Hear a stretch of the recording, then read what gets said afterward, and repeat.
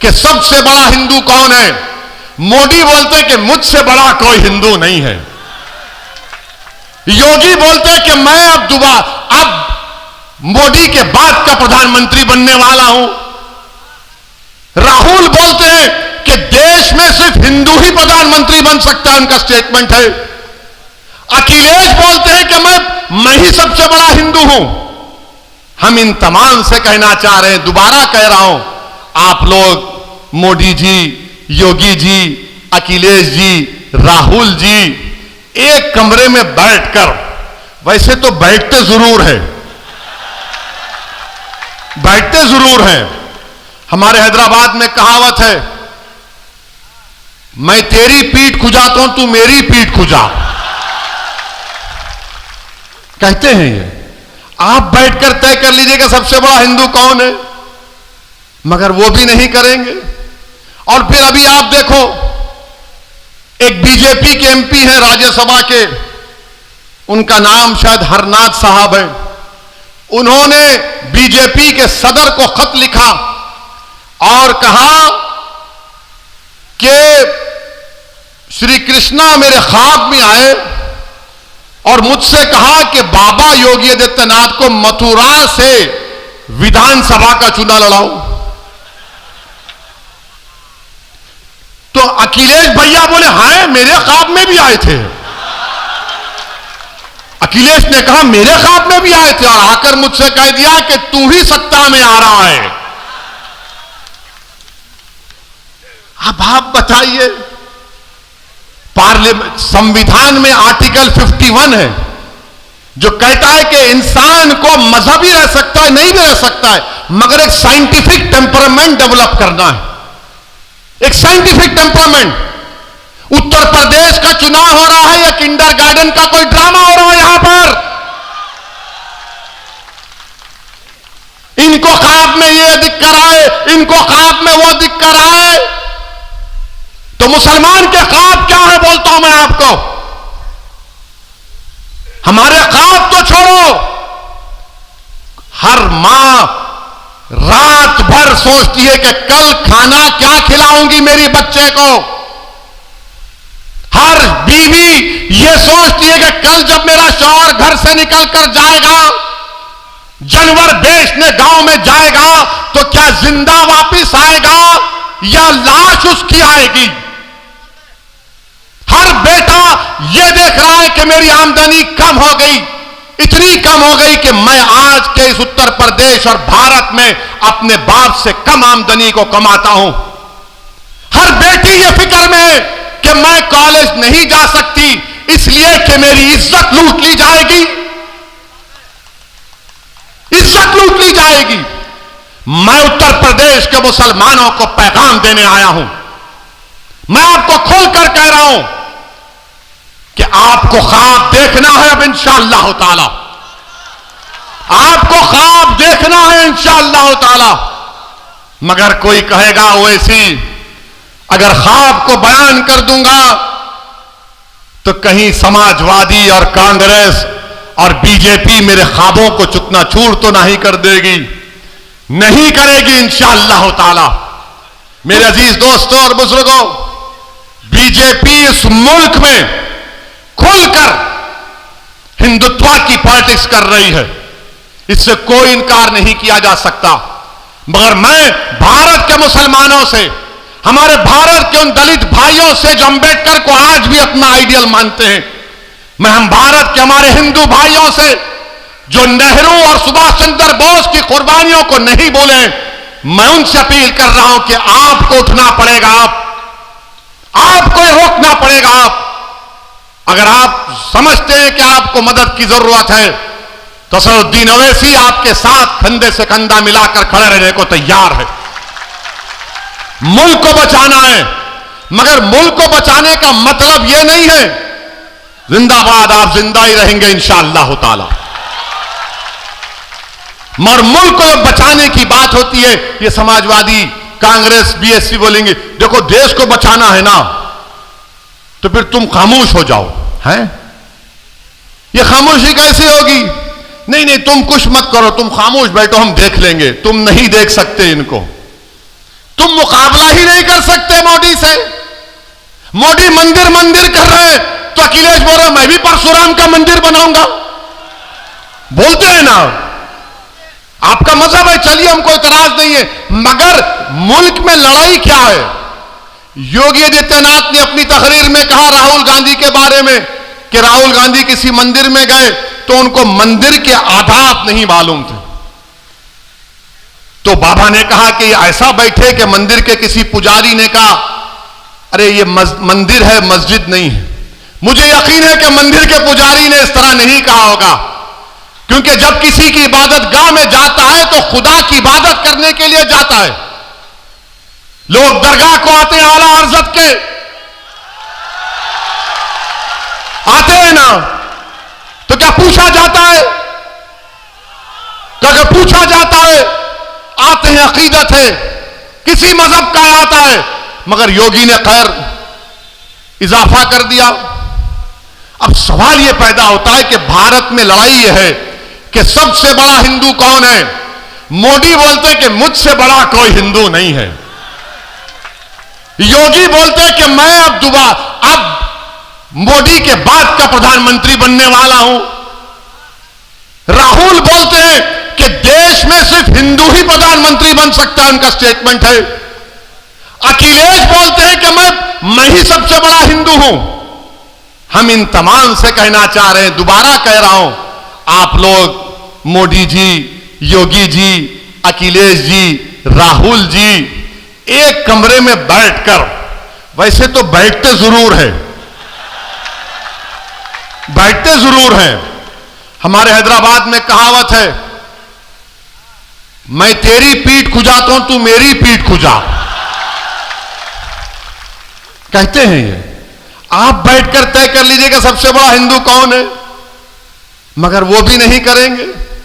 और फिर अभी आप देखो, एक बीजेपी के एमपी हैं राज्यसभा के, उनका नाम शायद हरनाथ साहब है। उन्होंने बीजेपी के सदर को खत लिखा और कहा कि श्री कृष्णा मेरे ख्वाब में आए और मुझसे कहा कि बाबा योगी आदित्यनाथ को मथुरा से विधानसभा का चुनाव लड़ाओ। तो अखिलेश भैया बोले हाय मेरे ख्वाब में भी आए थे। अखिलेश ने कहा मेरे ख्वाब में भी आए थे और आकर मुझसे कह दिया कि तू ही सत्ता में आ रहा है। अब आप बताइए, पार्लियामेंट संविधान में आर्टिकल 51 है जो कहता है कि इंसान को मजहबी रह सकता है, नहीं भी रह सकता है, मगर एक साइंटिफिक टेम्परामेंट डेवलप करना है, एक साइंटिफिक टेम्परामेंट। उत्तर प्रदेश का चुनाव हो रहा है या किंडरगार्टन का कोई ड्रामा हो रहा है यहां पर? इनको ख्वाब में ये दिख कर आए, इनको ख्वाब में वो दिख कर आए। तो मुसलमान के ख्वाब क्या है बोलता हूं मैं आपको। हमारे ख्वाब तो छोड़ो, हर मां रात भर सोचती है कि कल खाना क्या खिलाऊंगी मेरी बच्चे को। हर बीवी ये सोचती है कि कल जब मेरा शौहर घर से निकल कर जाएगा, जानवर बेचने गांव में जाएगा, तो क्या जिंदा वापस आएगा या लाश उसकी आएगी। हर बेटा ये देख रहा है कि मेरी आमदनी कम हो गई, इतनी कम हो गई कि मैं आज के इस उत्तर प्रदेश और भारत में अपने बाप से कम आमदनी को कमाता हूं। हर बेटी ये फिक्र में है कि मैं कॉलेज नहीं जा सकती इसलिए कि मेरी इज्जत लूट ली जाएगी, इज्जत लूट ली जाएगी। मैं उत्तर प्रदेश के मुसलमानों को पैगाम देने आया हूं। मैं आपको खोलकर कह रहा हूं कि आपको ख्वाब देखना है अब इंशाअल्लाह ताला, आपको ख्वाब देखना है इंशाअल्लाह ताला। मगर कोई कहेगा ओवैसी अगर ख्वाब को बयान कर दूंगा तो कहीं समाजवादी और कांग्रेस और बीजेपी मेरे ख्वाबों को चूर तो नहीं कर देगी।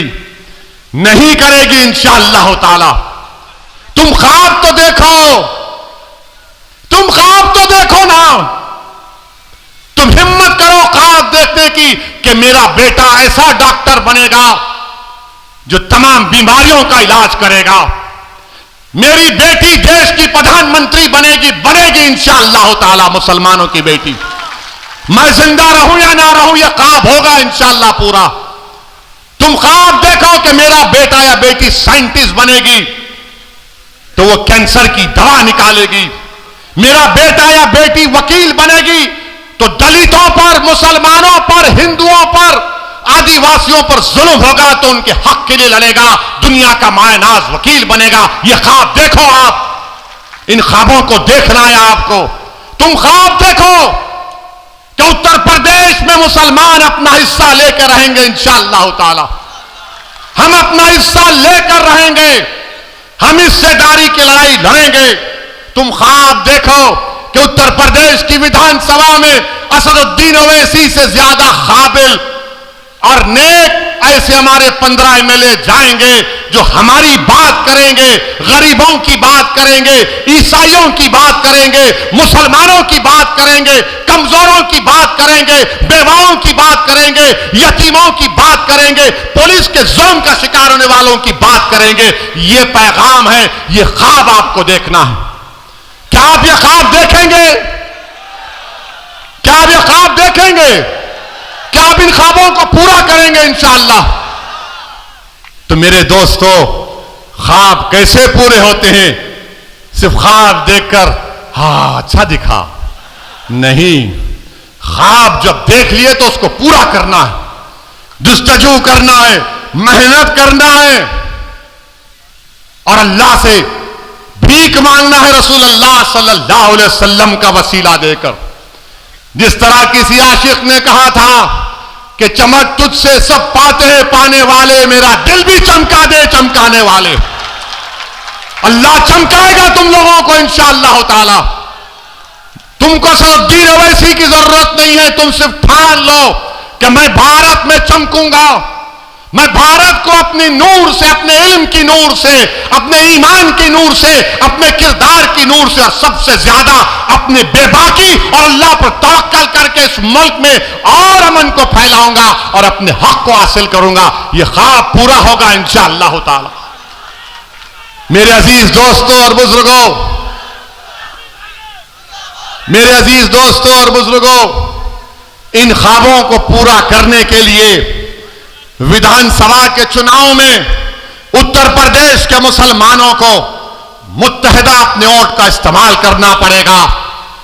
हम भी चाहते हैं, हमारी भी कोशिश है, हमारी भी दुआएं हैं कि अल्लाह सुब्हानहू तआला बीजेपी को उत्तर प्रदेश में शिकस्त दे दे, दोबारा यहां पर बीजेपी की सरकार ना बने और यहां पर मुसलमानों की एक हिस्सेदारी की बात करने वाली पार्टी के उसके जिम्मेदारान विधायक बनकर असेंबली में, विधानसभा में जाए। यह भी हमारा ख्वाब है। अब यह ख्वाब अखिलेश का क्या है नहीं मालूम, बिल्ली के ख्वाब में छिछड़े नजर आते हैं। यह कहावत है, कहावत है, उनके ऊपर नहीं बोल रहे हैं। मगर अब आपको अपने ख्वाबों को अगर पूरा करना है तो अखिलेश को उठाना है। उठो, अब हम उठ चुके हैं, अब तुम हमको धोखा नहीं दे सकते। आप हिला के रख दो बीजेपी और योगी को जमहूरी तरीके से कि हम बेदार हो चुके हैं, ये हमारे ख्वाब, हम उसको पूरा करेंगे इंशाअल्लाह ताला।